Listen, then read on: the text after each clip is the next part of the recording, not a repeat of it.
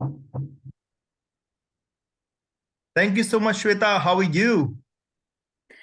Thank you, Vicky. I'm good. Fantastic. How are you? Wonderful. So we have Shweta, Shweta Nautyal, the master coach, neuroscience, genetic brain profiling, and we're gonna go deeper into the nuances of every word that I've uttered. So I welcome you, Shweta, Thank you. Thank you, my Vicky. team, that It's you took this time from your busy schedule to come here to do a conversation, a podcast with me. I appreciate that. Mhm. So, No, thank you. And further it's not just ado, about the uh-huh. it's not about the time of us or me giving. It's equally the time and the It's a investment win-win you are situation. giving. Yes, I connect with that. Yes. So before we begin, I'll just say that Shweta is a dear friend of mine, and she's someone who's done a lot of work in training, coaching, neuroscience, brain profiling, and all. And today we're gonna try to pick her brain and understand as to what are the various steps that she has taken and how it has carved her personality in a certain manner. So without any further ado, let's jump into it. The mic is yours, the stage is yours, Shweta. We welcome you. Thank you. My journey definitely started, when I was in a boarding school. Mhm. And I was forced. It was not that, some kids very willingly and happily go to a boarding school. I was like 9 years old, and it was Okay, forced boarding. upon me. Mhm, mhm. Yeah, I went to a boarding school. I was from fourth standard till 12th in a boarding school. And my parents, obviously, now when you grow up and you understand that it was for my, they were thinking of my good and betterment. But back then I was like absolutely You were rotten. like, who the hell are you? How dare you put me into the Yes. boarding school?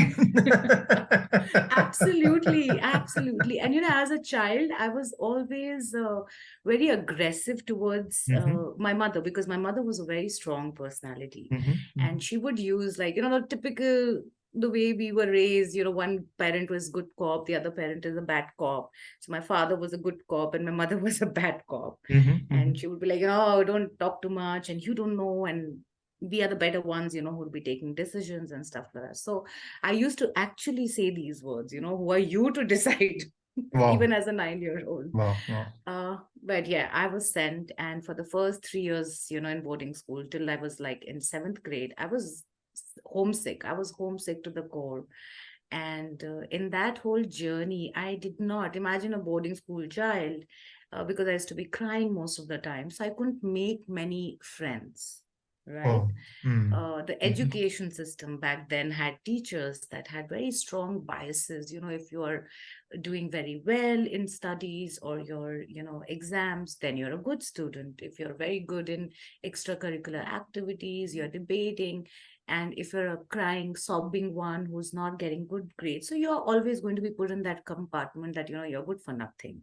Your oh, peers are not going to be very sensitive, or say compassionate or empathetic towards you, and they don't want to be with friends with someone who's a crybaby, and I was a mhm, crybaby. mhm, mhm. And nobody was understanding, and there used to be just so many thoughts going on that why can't I just express that what I feel, and gradually, obviously, it was not then just homesickness, it was also the trauma and the experience, of being in a boarding school and having no friends and just standing alone, being alone for such a long time. Mhm, And by end of seventh grade, I had understood my parents are not going to take me out, so you got to deal with it. mhm, mhm. And I think that was also the phase when you get into teenagers. There's a lot of thought processes are changing, your ideologies. It's a different, whole personality development that is going on, and new kids had come.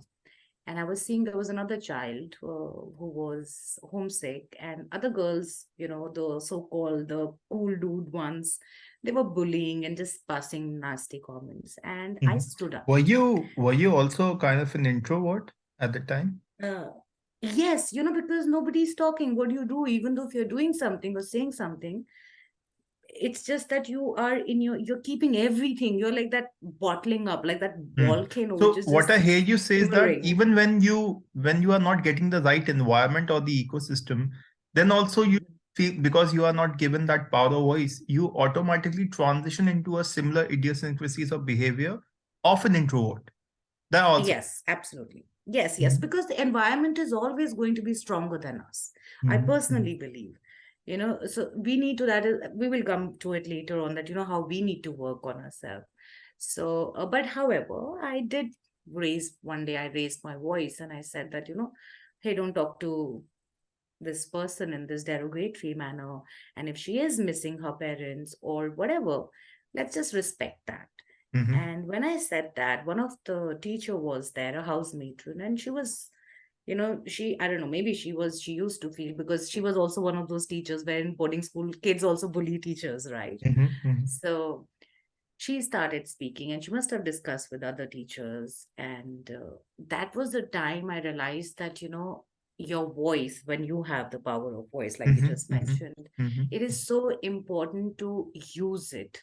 No matter what, you don't have to judge and you don't have to worry about, things. At least I did not bother that I'm going to be suspended or get a blacklist or bad marks or whatever. I just said what I felt. And I felt extremely powerful at that moment. And then the life was completely different. I was, never the cool one or the higher grade one who got the mhm, maximum marks, mhm, but definitely I came across, and I did eventually, when I went to ninth grade, 10th grade, 11th, uh, I made my own identity in whichever field I was. Like, say, I was extremely good in extracurricular activities.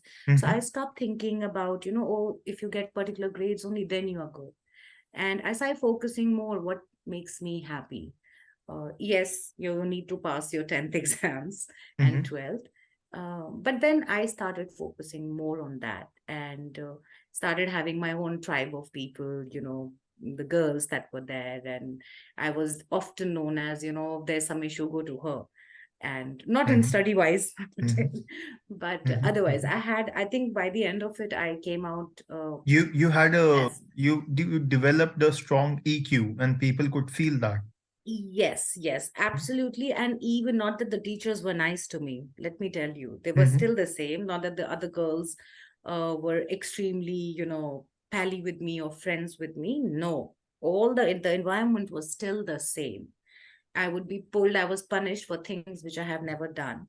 But I used to be like, okay, bring it on, give me, and I will still sail through it. Because mhm, I think when you hit rock bottom, you make space and you channelize your pain, your anger, and you move ahead. mhm. And so that's the story till, school. Then I went to college.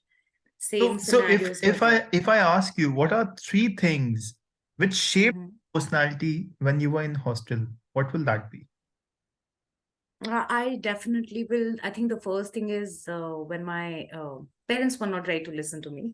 Mhm, And the second and the most powerful, I think, which shaped my personality in during school days was, staying that isolation. I think the worst punishment you can give to a person is not talk to them, isolate them. It mm, just mm, makes you, but at the same time, either you can go completely, in the downward spiral, or mhm, you take mhm, that time and reflect back and how you have to come up. So that bit of, even though I was with people 24/7, I was yet very, very alone. mm, And that mm, was the time I actually decided, okay, things are not going to change, so I might as well change and do something to make myself at a better space. And the third is when I don't know, third would be a little difficult. I don't know. I think one or two teachers who actually, immediately understood and supported me that, do this and what you're doing is right.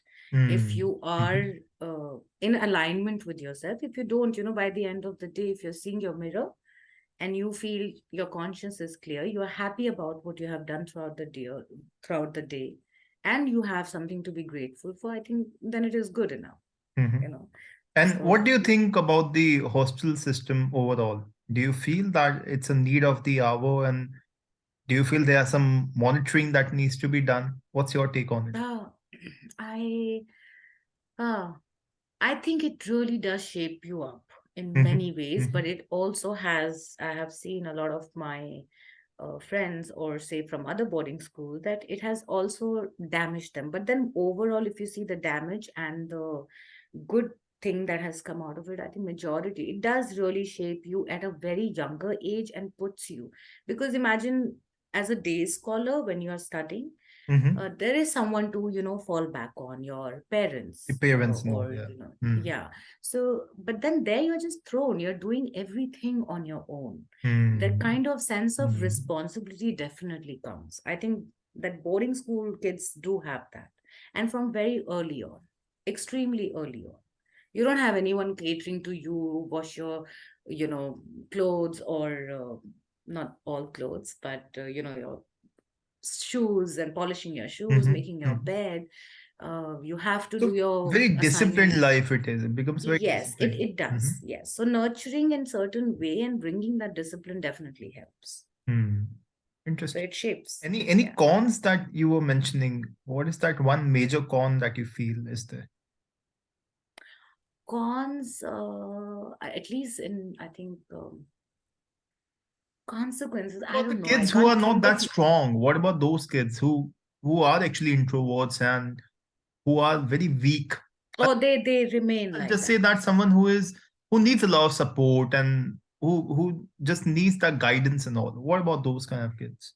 Yes, because so at least back when I was in boarding school, I will say not just me, there were majority who were so many of them. Hmm. They threw out from whatever, however many years they spent, they always remained at the bottom only. Okay. I think they had their beautiful journey and they flourished after schooling much more.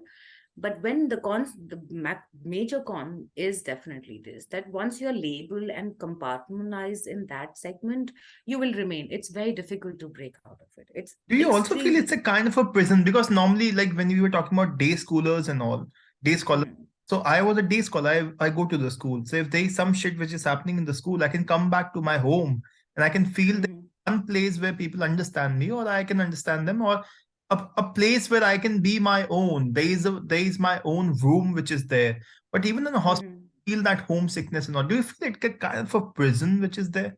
What do you think? Yes, it does. Yes, yes.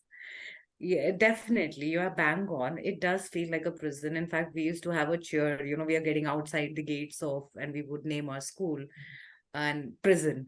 So it does feel, yeah. So, okay, so my school, I mean, so I was from Mayo College, so we used to call it Mhm. MCGS. So we used to say outside the gates of MCGS, the prison gates.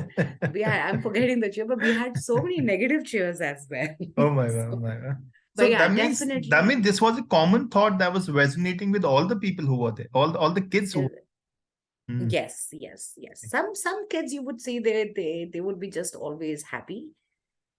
But yeah, initially I think when we would go back to school after our vacations, for a very long time, majority of us would be in that, oh, we are in prison.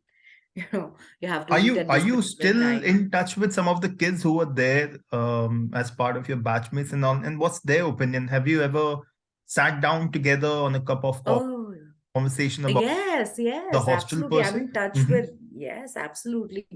Seniors, juniors, batchmates, we keep having our get-togethers. So not And just what's their one or thought two. about the hostel system and their hostel at that time? What's their thought? I think, yeah, majority, everyone has a sense of gratitude, Okay. Hmm. definitely.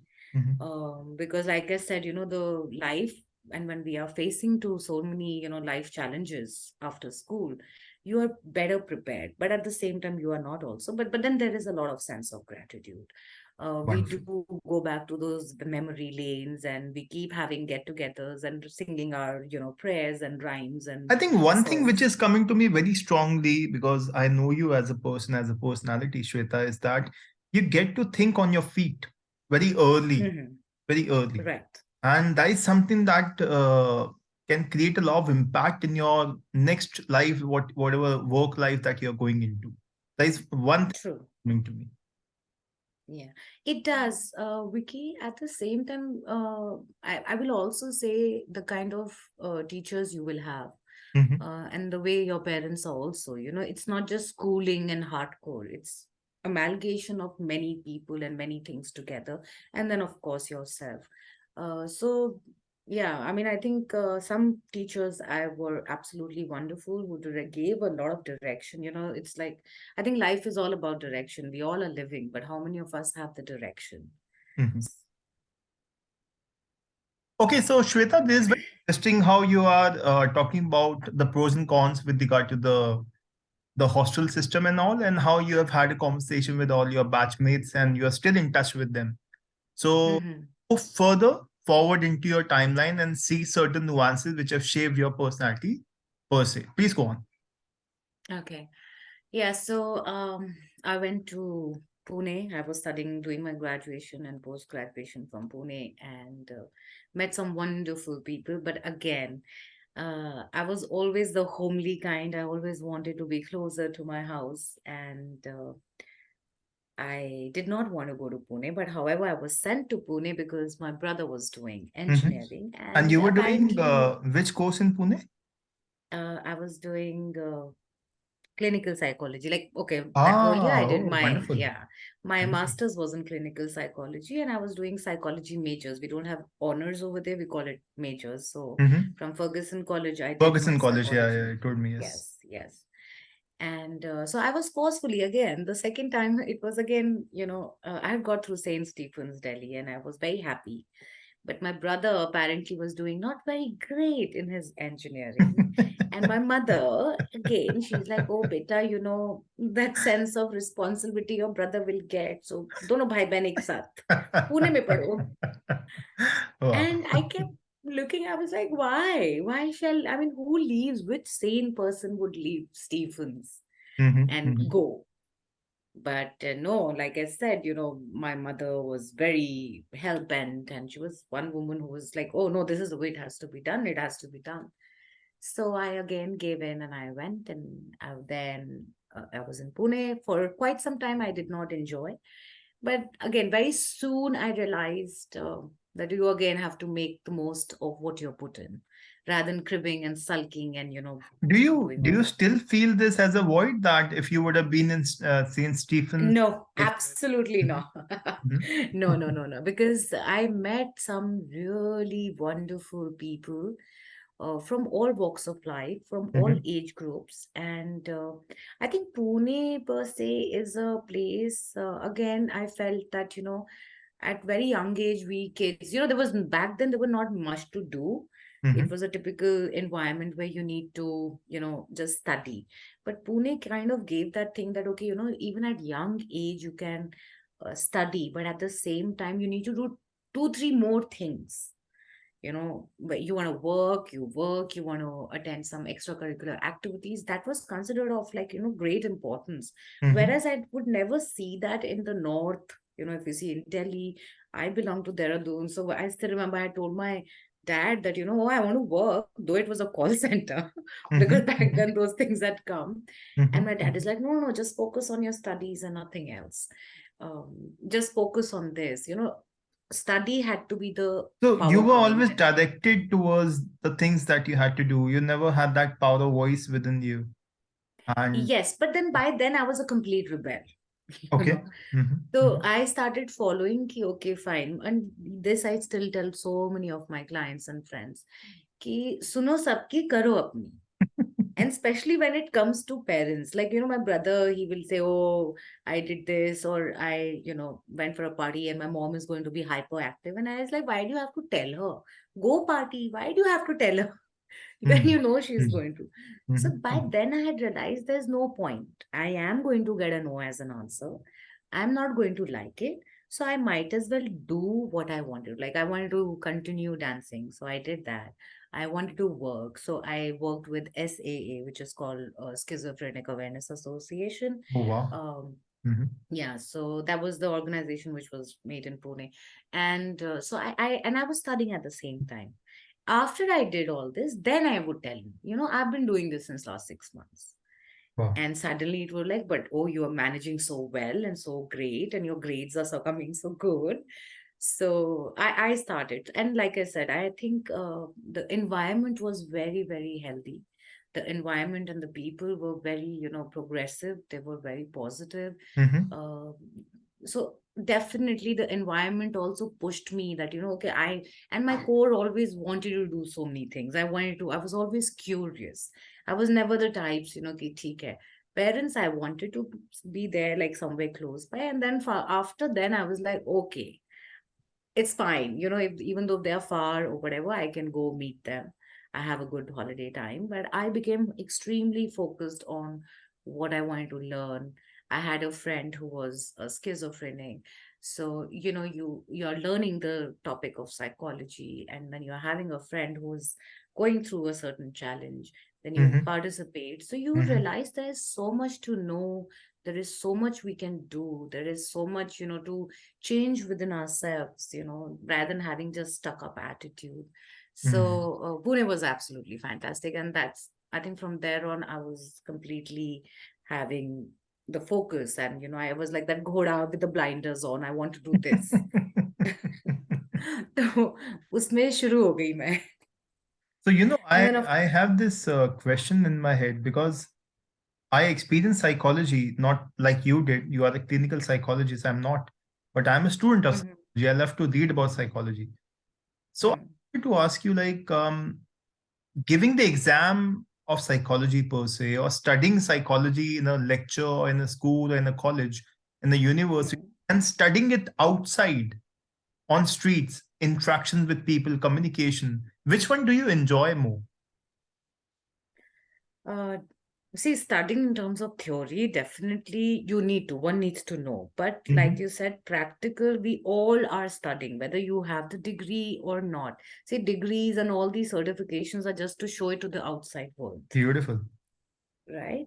I can get so many certifications and things, but then you need to have that kind of experience. You need to have that kind of bandwidth to, interact with others. Hum log, everyone, each and everyone, whether it is in a house, whether it is within our friend circle, whether it is at a workplace, we are always experiencing something or the other, which is related to psychology, human psychology, the way everyone behaves, their behavior, how they would react, how they would respond, Mhm. the way they face their challenges. It is on daily basis, even from childhood till I think we die.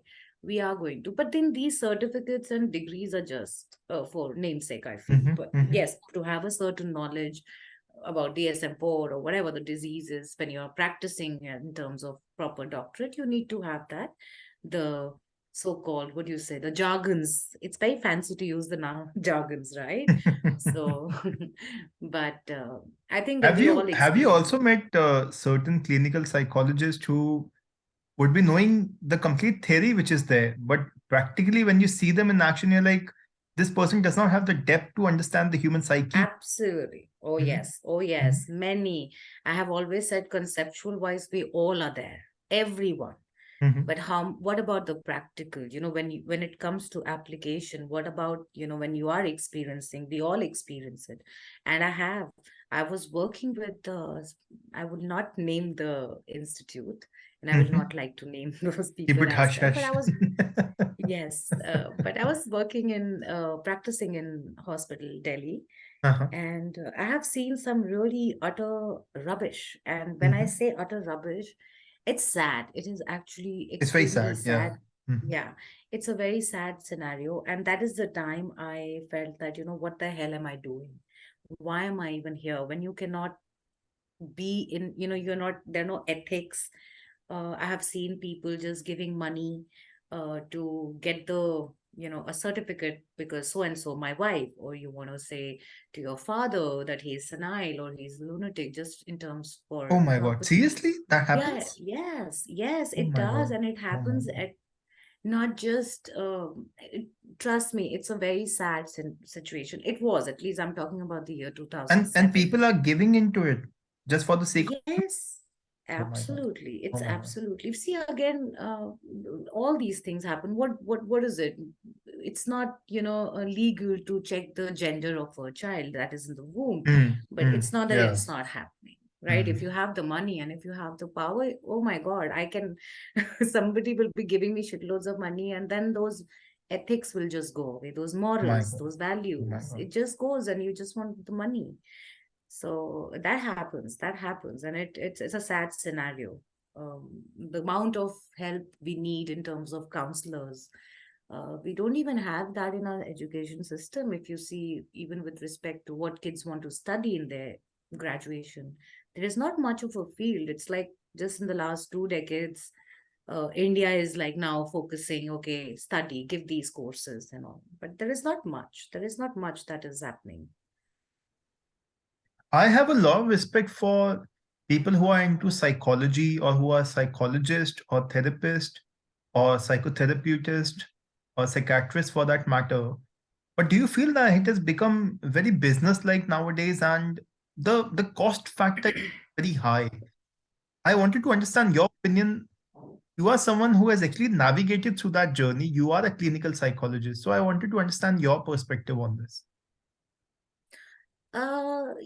Vicky, but it's both ways. Mhm, It's not just with respect to that. I have also met so many, psychologists, psychotherapists, whether psychoanalysts, psychiatrists.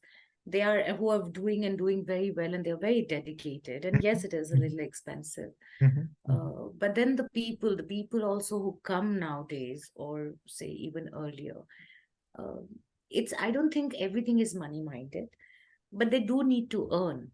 It's not that they don't want to I earn. was You I was need actually to. reading an article in Harvard where they actually mentioned that it's a premium kind of a thing.